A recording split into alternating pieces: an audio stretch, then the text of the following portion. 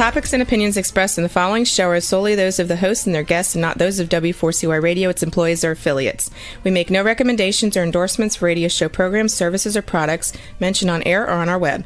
No liability, explicit or implied, shall be extended to W4CY Radio or its employees or affiliates. Any questions or comments should be directed to those show hosts. Thank you for choosing W4CY Radio. Draw me close to you, never let me go. And lay it all down again, to hear you say that I'm a friend. Good day. The Almighty Creator desires a deep personal relationship with you. My name is James Robertson. I'm a researcher, publisher, and teacher regarding the matters and truths of the Almighty Creator, whose true name is Yah, the eternally self-existing. I've been actively serving him since 1993, over 31 years. If you're not actively serving Yah, then by default you're serving Satan. My objective is to show you how you can make a big difference on earth and qualify for a position of high esteem in heaven for eternity. It's important to understand that as a believer, just being good is not the point. It's relationship with Yah that counts. Without this, you will be in a very unpleasant place in heaven with no way out. My aim is to show you how to get close to Father.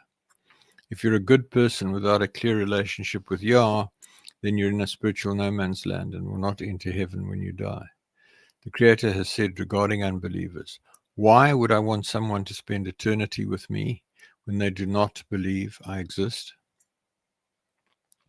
Yah is calling everybody on the planet to be involved and serve him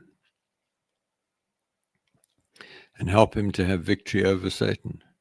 My goal is to show you how to do this.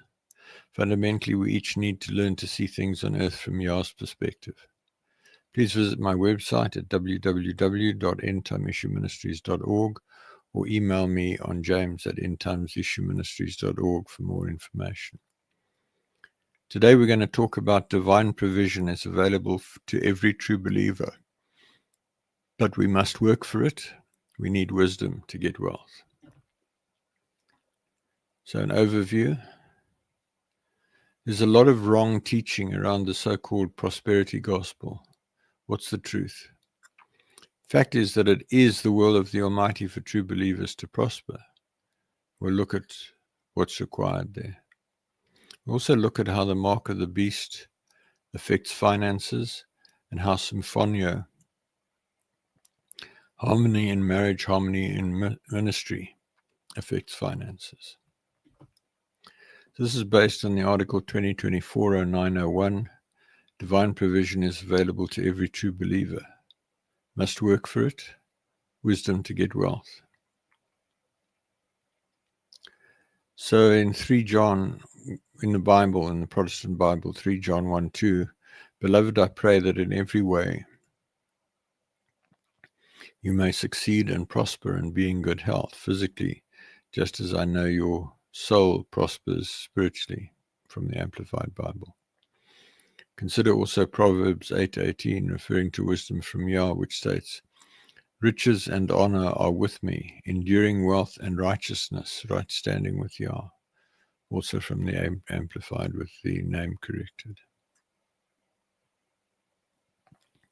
So folks,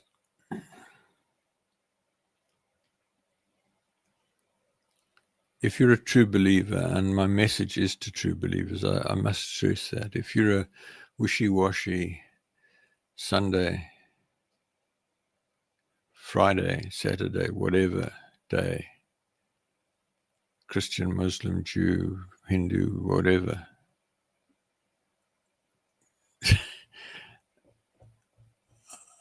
I'm not really talking about you, I'm sorry, but you need to make a commitment to Father. You need to get close to Father. And then what I'm saying to you is relevant. And there's a lot of wrong thinking, as I've just said, around this whole question of prosperity. It's clear that Father wants those who are really close to him. Oh, excuse me. Father wants those who are really close to him to prosper. However, virtually none of them are prospering. Why is that? We'll dig into that a bit later. In considering this, it's vital to understand that there are two spiritual realms in question here, or maybe three. On the one hand, you have those who are really seeking to serve Father, who are seeking to climb the mountain of Yah, who are seeking to get close to Father. On the other side, you've got those who are extravagantly serving Satan. They're committing abortions, which is murder. They are practicing witchcraft and other Satanist rites. And they're actively trying to get closer to Satan. And in the middle, there's a huge number of, I'm sorry to use this language, folks, but I don't know how else to say it. There's a huge range of mediocrity. People who don't know there's a creator, who don't care whether there's a creator, who just going about their stuff.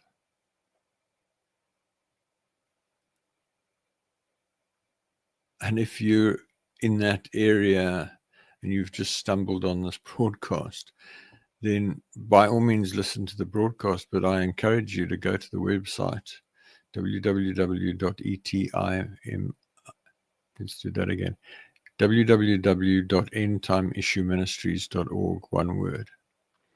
And there's a huge amount there. Start at the top of section 1 and just work through the articles one at a time. So I'm going to talk to believers now. And when I say believers, I'm talking about people who are really committed to serving Yah, the eternally self-existing, the creator of the heavens and earth, the Almighty. I'm not talking about people who are serving Jesus.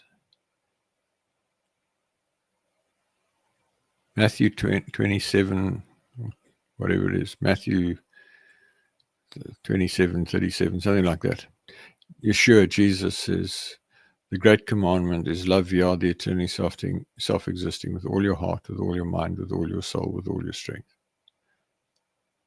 Doesn't leave room for loving Jesus, folks. And he's quoting Deuteronomy 6:5, which is very clear that that verse is relating to Yah, the eternally self-existing, your mighty one. So, I'm sorry, if you're loving Jesus and you believe in Jesus and you don't have a relationship with the Creator, you're in that middle ground, my friend. Or if you're really making an effort to serve Jesus and you're filled with Jesus' Spirit, which is actually the Spirit of Yah, and you're confused, but you don't understand that you're confused, you might just going to make it into heaven, but you're going to scrape in. I'm talking to people who are truly committed to serving the Almighty Creator.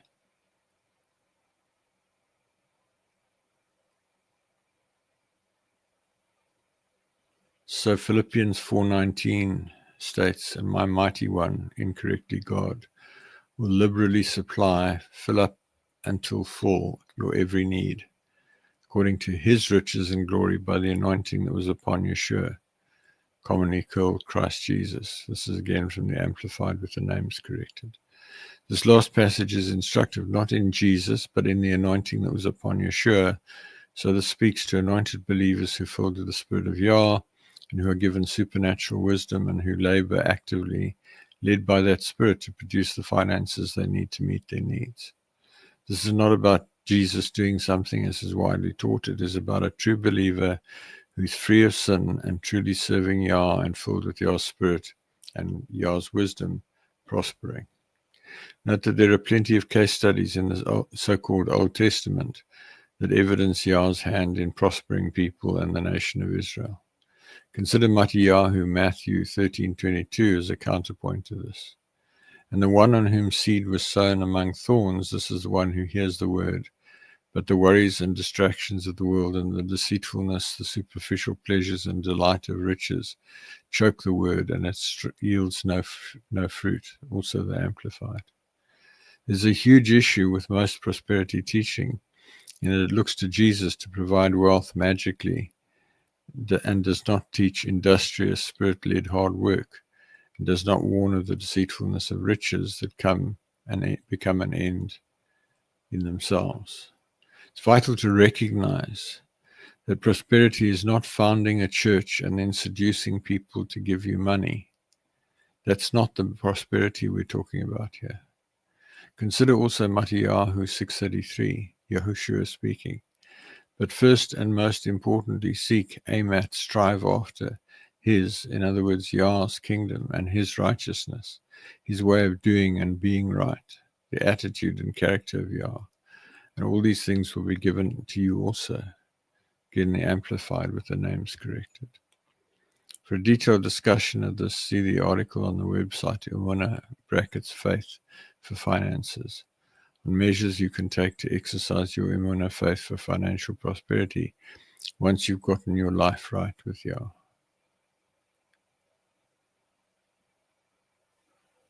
So there's a piece to recognize here, folks. The forces of darkness, the satanic and demonic realm, are focused on destroying true believers and people who are seeking to become true believers. They are unconcerned about people who are in sin, people who are worshipping Jesus and such forth. So you need to be careful what you take on. See also the article, The Biggest Error Crippling Most Pure Anointed Believers, for a discussion of what can go wrong and how to avoid it. And this speaks, just in summary, to a situation where people sort of opt out and think that God is in control and God has their lives planned out and God's going to take care of them. Well, first of all, the Almighty hates being called God. His name is Yah, the eternally self-existing, or if you prefer, the Almighty.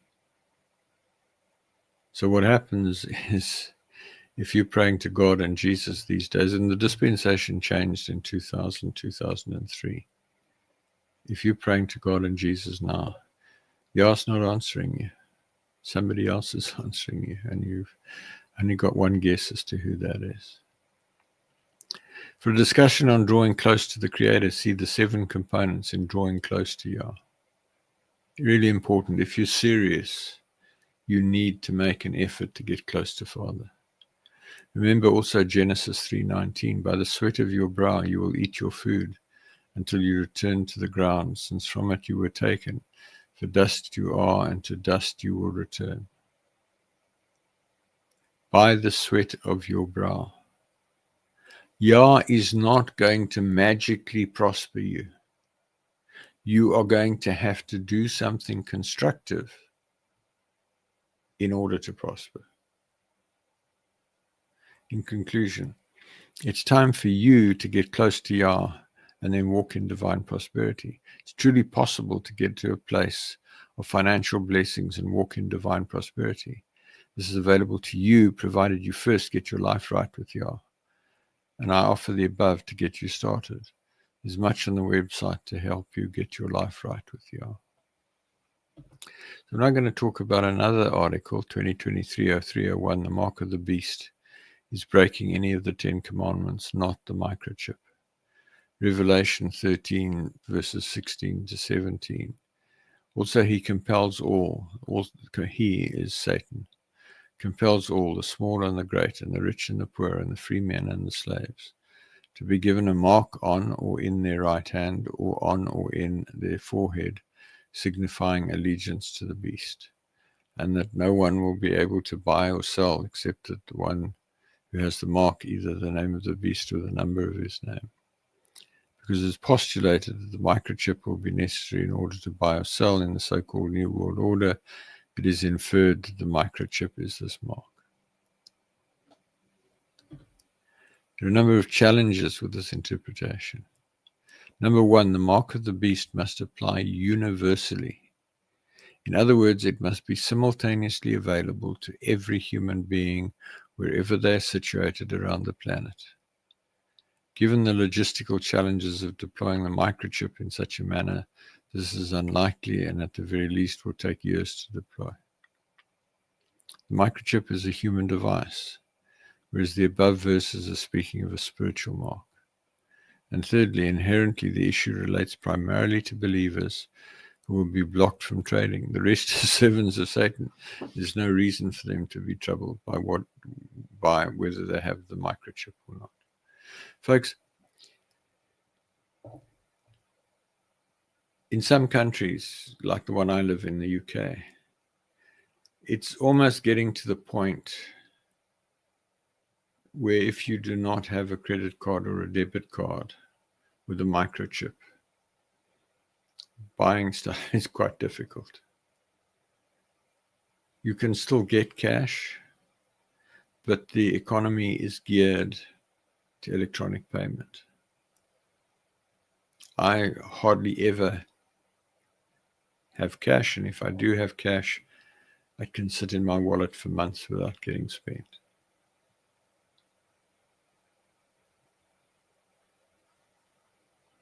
We'll probably get to a point within, I don't know, maybe 5 years,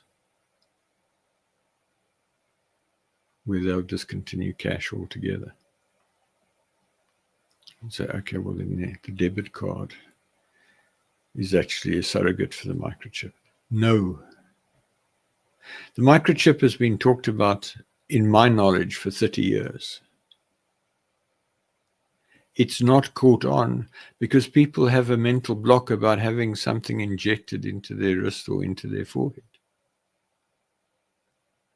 And it's not necessarily because the cards that I've just spoken of do most of the job. And furthermore,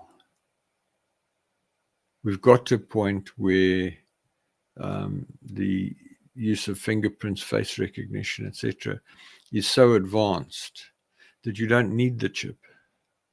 So if you're going around talking about the microchip as the mark of the beast, please stop it. It's really not sensible. It's not true. It's not the mark of the beast. So let's go on and see what it might be. Back in about 1998, having been actively serving fathers since March 1993, I received several communications regarding the microchip and the mark of the beast. These did not make a lot of sense to me, so I got on my knees and asked Father. The answer was clear. The mark of the beast is not the microchip. It's a spiritual mark given to all who break any of the 10 commandments. In the forehead relates to your thoughts, and in the right hand relates to what we write and covenant and contract and shake hands on. This made perfect sense, and I've lived with that understanding ever since, and I've not found any basis to discredit that interpretation.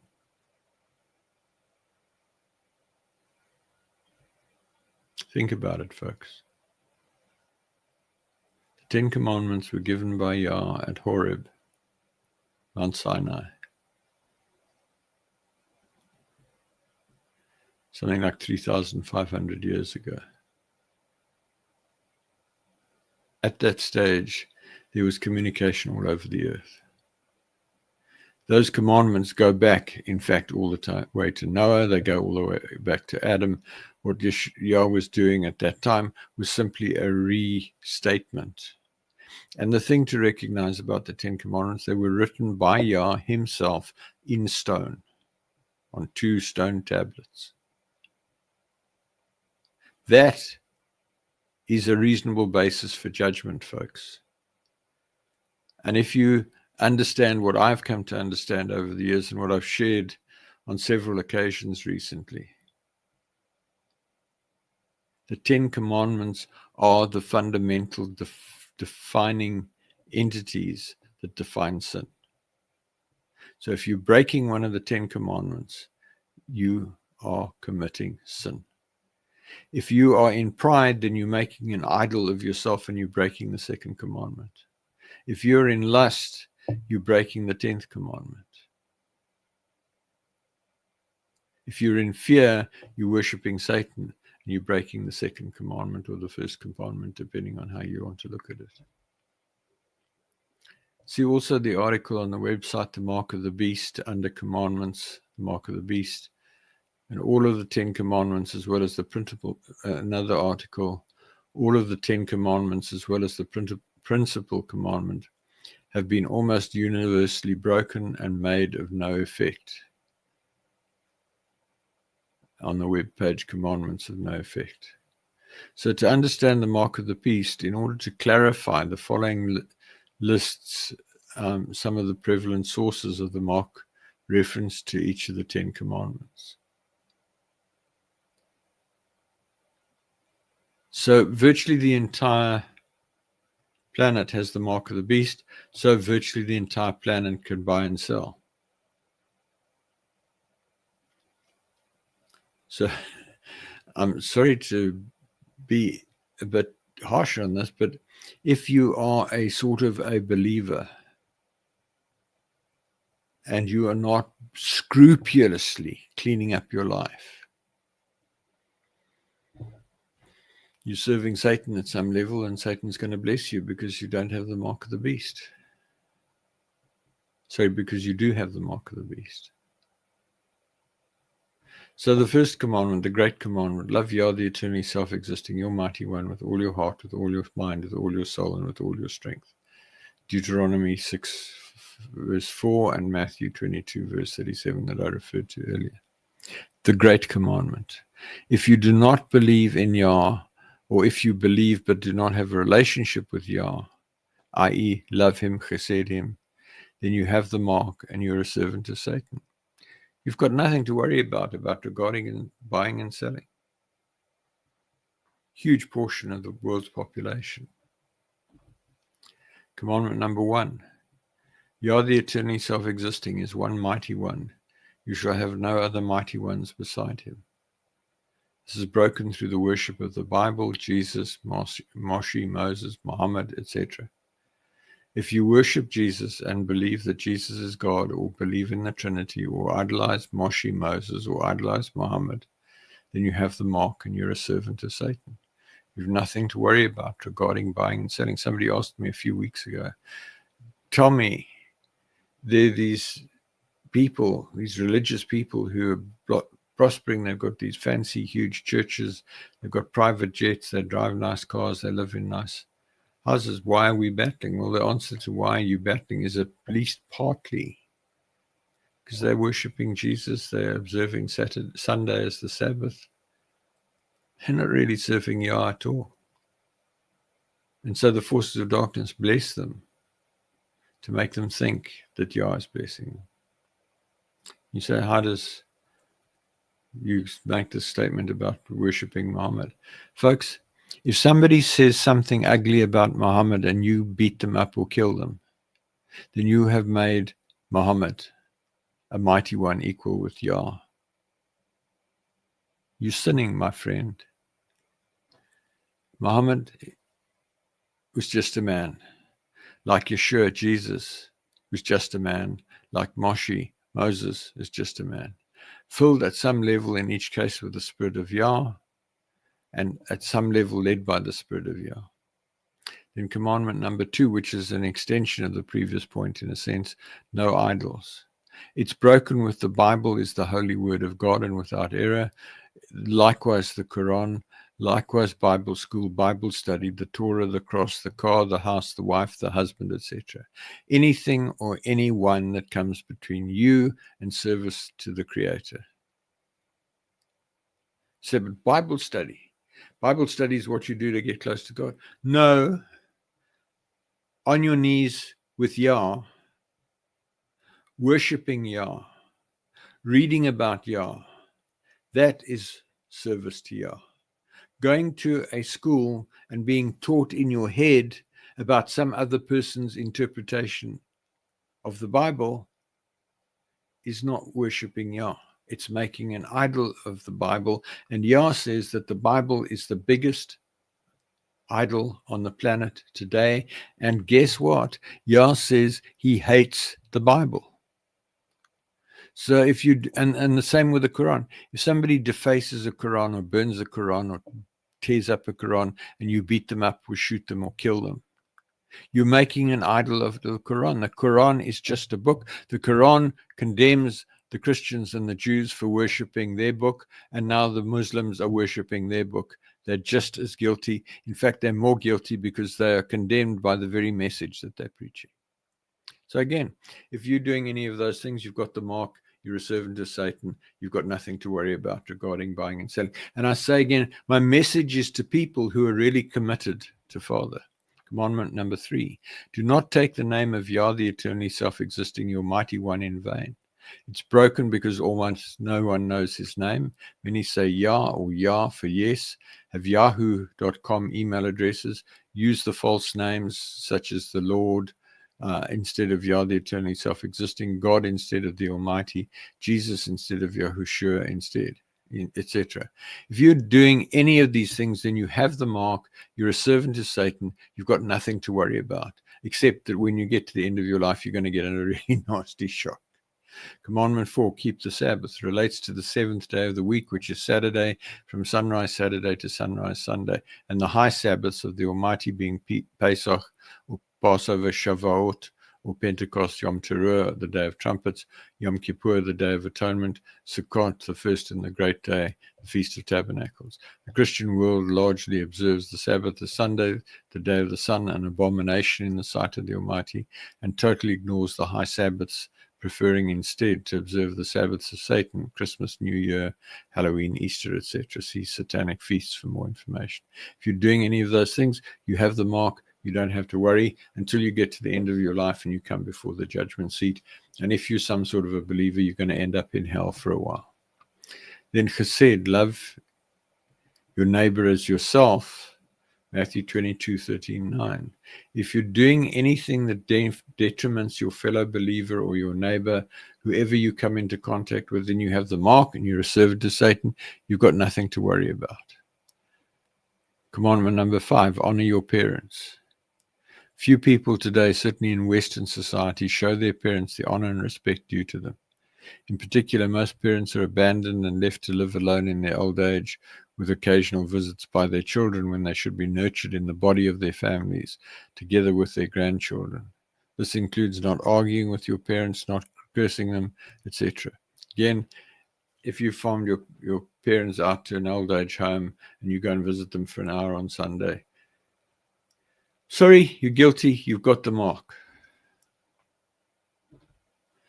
Commandment number 6, no murder.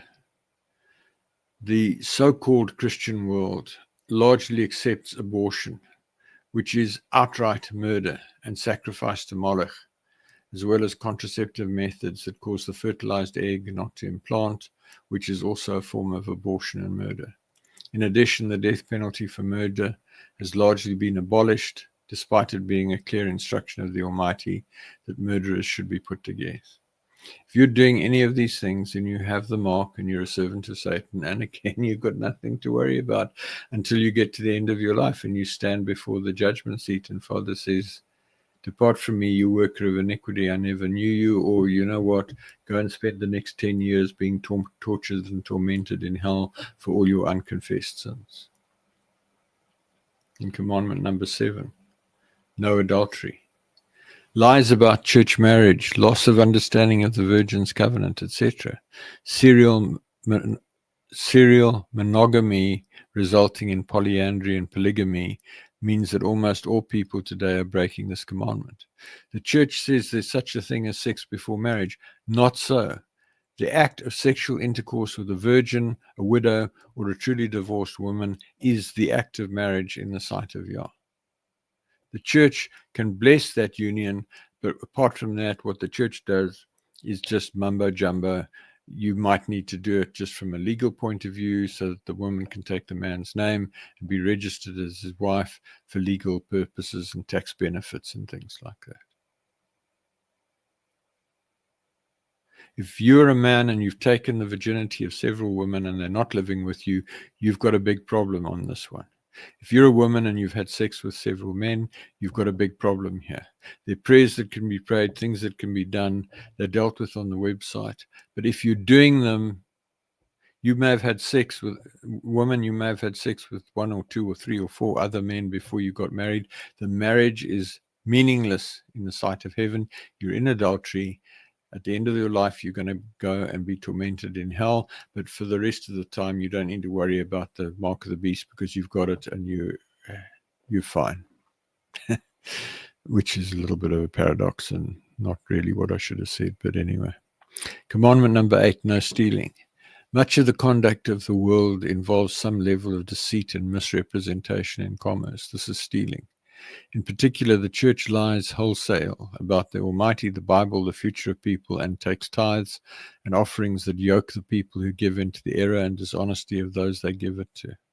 Frequently, churches elicit donations with messages about tithes and giving to the house of God that are totally off the mark and that their gross sin and error disqualifies them from. This too is stealing. More direct stealing and theft, straightforward. You may be working hard not to do that, but if you are every now and then sort of just taking something you shouldn't take, doesn't matter what it is. If it's somebody else's and you take it, it's stealing. You've got the mark of the beast. You've got nothing to worry about regarding buying and selling. Commandment number 9, no false witness or lying. The church lies constantly about the Almighty and his ways. They dress the ways of Satan and his masterminds up to look attractive and sell them as the ways of the Almighty in unknowing ignorance because they fail to seek truth. All forms of lying and deception, much of marketing and sales, etc. If you're doing any of these things, again, you have the mark, you're a servant to Satan, you've got nothing to worry about. So saying that Jesus is God, it's a lie. So not only are you breaking the first commandment, you're breaking the 9th commandment as well. And if you're teaching that to people as a pastor, whatever, and then handing around a begging bowl, you're stealing as well. Commandment number 10, no lusting or coveting. Most advertising works on the basis of stimulating covetousness. Pornography, clearly, lusting. Much advertising stimulates lust, etc. If you're doing any of these things and you have the mark, you're a servant to Satan, you've got nothing to worry about regarding and buying and selling. So in conclusion, in general, virtually no one has to worry about the mark of the beast. They have it and they're comfortable with it and they're able to buy and sell to their heart's content. It's only people who are truly close to Father Yah and making a real effort to live above sin and close to Father who need to worry. And if they're finding it too easy to buy and sell, then they need to worry that they are sinning materially and not as close to Father as they think they are. An extension of the above is that to truly serve Yah and not have the mark of the beast, one must live a life free of sin. So the corollary to what I've just said is if you are not breaking any of the commandments that I've just read out, you are living free of sin. And guess what? The forces of darkness hate you and fear you. And I've spoken about this in some detail in the last few weeks. I've written about living without sin. The challenge then is if you don't have the mark, the forces of darkness are not going to allow you to sell. And if you can't sell, you can't buy. So you then have to come into a place of really strong emunah faith and a really strong relationship with Yah. And you need to deal with some things I'm going to talk about in a minute so that you can be blessed financially. And you'll have to work hard to earn those finances. It's not going to drop out of the sky like so many people teach. Going on to Article 2024-1201, the power of symphonio versus the destructive power of a divided house. A critical principle that is little understood amongst believers is the power of symphonio, agreement, harmony, alignment, versus the destructive power of a divided house. A man I know well recently lost a massive contract in 24 hours as a consequence of a dramatic division of his house that had been building for about 6 weeks. So it seems important to share this as I see a lot of evidence of divided houses in people who communicate with me and are battling financially. Having said that, there's another dimension to this, and that is if you're an African person or a person of African descent, there's something called the curse of Canaan, which is rampant in Africa and people out of Africa who were born of African descent. And that curse of Canaan is holding African people in poverty. There's a teaching on the website about the curse of Canaan and the prayers you need to pray to tear down the cloud of demons over African people. So if you're an African person, you need to be aware that there's over 20 billion demons, ancestor spirits, who are enforcing the curse of Canaan, who are enforcing poverty on people of African descent. And in that article, I give you the prayers to progressively tear down this cloud. If you look at the virtual background on my screen here, you look at those big black dark clouds. That's a representation of the demonic cloud over the earth, and particularly over Africa. So as an African, you need to tear that down and tear that down and tear that down and tear that down till you eventually get a clear heaven, and then you will be blessed financially. There are a few key verses coming back to Symphonia and Divided House. There are a few key verses that apply. First of all, agreement, Symphonia from Google. With my adaptation, Symphonia is a Greek verb that means to agree together, to make a bargain, or to come to an agreement, and also can also mean to sound together or to be in accord. The word is rooted in sun, together with, and phone, voice, and so came to mean two people speaking in agreement. The modern word symphony comes from sinfonio, which means, many instruments playing in harmony with one another. Symphonia appears in the Bible in Matthew 18:19, where Yahushua, incorrectly Jesus, states, "Again I say unto you, that if two of you shall agree on earth as touching anything that they shall ask, it shall be done for them of my Father which is in heaven." So two people, husband and wife, or more than two, husband and several wives, in Symphonia, singing from the same songbook, the same song in the same key, or in a I'm not a musical person, so I battle to articulate this, but I think you get my meaning. Purely singing perfectly together. They will, whatever they ask, will be given to them.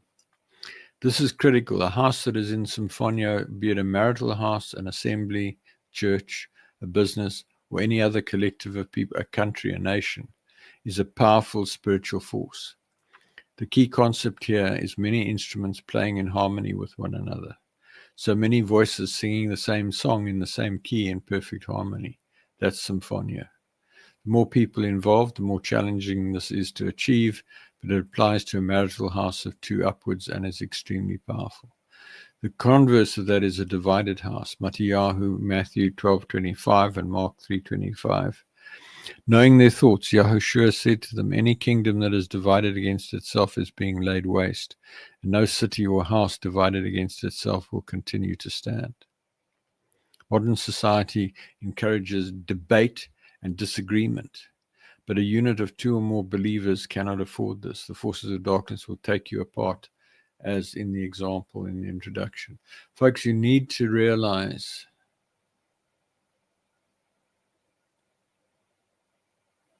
that if you are really seeking Father and you don't have the mark of the beast, you need to walk in Symphonia. And I'm talking here, as I said, at the level of a marital house, at the level of an assembly, and so forth. You cannot afford division. And in a marital situation, you can't just walk away from it, because the one flesh bond will hold you together and you will be judged accordingly. And as I've said, you have to work hard in the financial provision. So remember, Bereshith, Genesis 3:19, by the sweat of your face you will eat bread until you return to the ground. It's important to understand that where a family or ministry is in lack, they must be working hard to generate income in order to survive and prosper. Finances and provision do not happen magically. See the article, Biggest Error Crippling Mature Believers. This applies, as I've said just now, particularly to units that do not have the mark of the beast. So if you are in a sexual covenant relationship with woman or man, a man with one or more women. Symphonia is non-negotiable, folks, if you're really serving your Father. So all of this said, a family unit of true believers in full Symphonia will be dramatically prosperous. Look at David and Solomon as examples, although Solomon went completely off the rails. So there's more on the website. I'm out of time, and I'm just going to wrap up here. I've said before that Yah wants a deep personal relationship with you. If you come into a place of a deep personal relationship with Yah and you clean up and that requires that you clean up your life so that you don't have the mark of the beast. That requires that your family unit walks in perfect symphonio so that you can prosper. And that requires that you work hard at whatever it is that you have built the aptitude and the skills to work hard at. If you're not in symphonio, everything will turn to dust. Everything you put your hand to will be negatively impacted. And the corollary to that is when you get into symphonio, you will really prosper. So it's a journey, folks. Understand that if you're battling and you're really, truly trying to serve Yah, you've got a way to go. Hang in there, have emunah faith, get on your knees, worship, ask Father to help you, ask Him to show you what you need to do to come to a place of prosperity, because it is His desire for you to prosper. I can't stress that enough. Yah wants you to prosper. So to wrap up, I want to ask you, what is the state of your relationship with the Almighty Creator? I'd like to ask you to critically examine where you are relative to Him. Do you talk to Him constantly throughout the day and allow Him to lead you in every possible way? Do you worship Him at every opportunity? Have you clearly and unambiguously heard Him call you friend? If not, you're failing in your life purpose and you'll be bitterly disappointed when you die. If you've now come to belief, please pray along the following lines. Father Yah, I come to you in the name of Yahushua, and I believe that you exist. I confess my sin of unbelief and repent of my unbelief, and I ask you to forgive my sin. And I commit my life to you, and I ask you to take me by the hand and lead me into deep relationship with you. I ask you to fill me with your spirit and to change me and help me to become the person you want me to become. I ask you to help me find people who can help me and help me find books, websites, articles, and other resources that will help me. I ask you to show me what I can do to actively serve you and lead others to deep personal relationship with you. I thank you for saving me. There's a period of 8 days from sincerely coming to belief for the first time, during which there is extreme grace to help you. See the article, Critical Factors on First Belief. For actions you should take immediately. Drop me an email on james@endtimeissueministries.org so that I can help you, pray with you, counsel you, etc. In closing, thank you for listening. Please send me your questions to james@endtimeissueministries.org. Please email me to join the mailing list at james@endtimeissueministries.org. If you decide to draw close to the Almighty, please let me know, and I will connect with you by Skype, Zoom, Teams, email, WhatsApp, or telephone so that I can help you with your journey. I hope to connect with you again next week when I will continue to explore how to become a friend of the Creator. Work with me to make a way for Yeshua to return in victory at the end of the millennium and make his enemies his footstool. Folks, I can't stress enough. We're in a new spiritual dispensation. Yah, the eternally self-existing, the Almighty Creator of the heavens and the earth, wants you to become his friend. It doesn't matter if you're African, Asian, Indian, American, European, whatever. It doesn't matter if you're rich or poor, tall or short, educated or uneducated, thin or fat. It doesn't matter if you've got black hair and brown eyes or blonde hair and blue eyes or Doesn't matter if you're a Christian, a Muslim, a Jew, a Hindu, a Buddhist, yogi, whatever, Satanist, Satan's servant, witch, warlock. Yah wants you to become his friend. He will meet you wherever you are.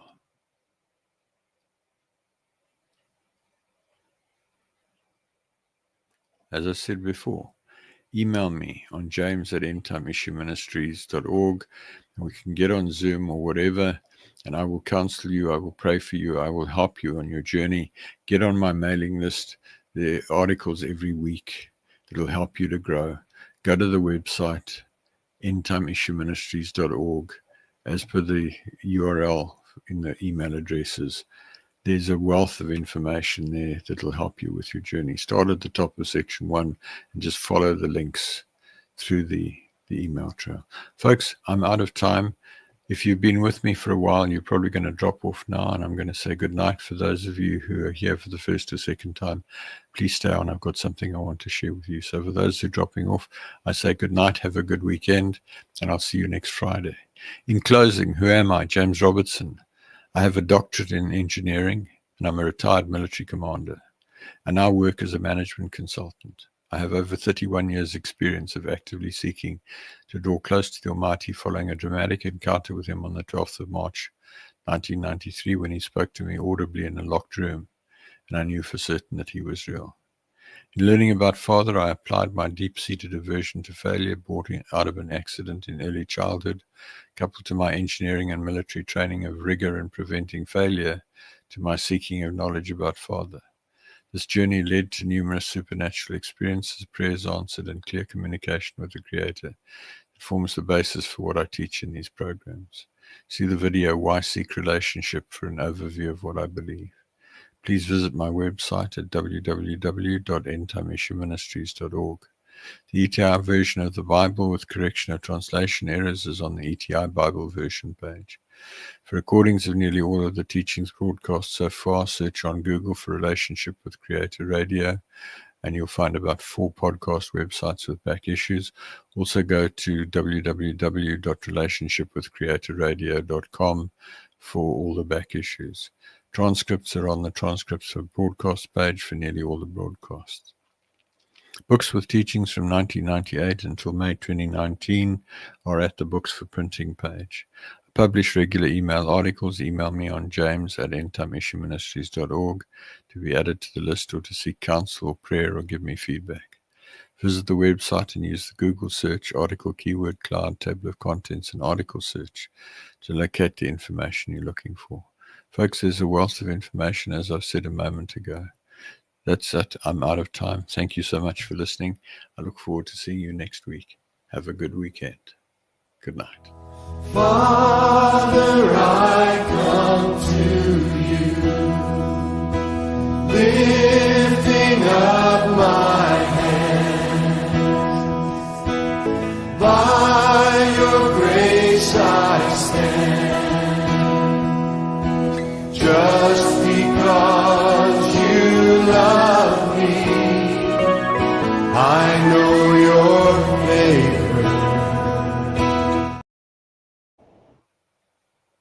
Hi, I'm James Robertson. Do you know that divine prosperity is available to true believers? If you're not sure, then please listen to my broadcast on w4cy.com internet radio or talk4tv.com internet TV. Also visit my website at www.endtimeissueministries.org and look at www.relationshipwithcreatorradio.com for back issues of the broadcasts, or email me on james@endtimeissueministries.org to find out more. I look forward to hearing from you. Have a great day.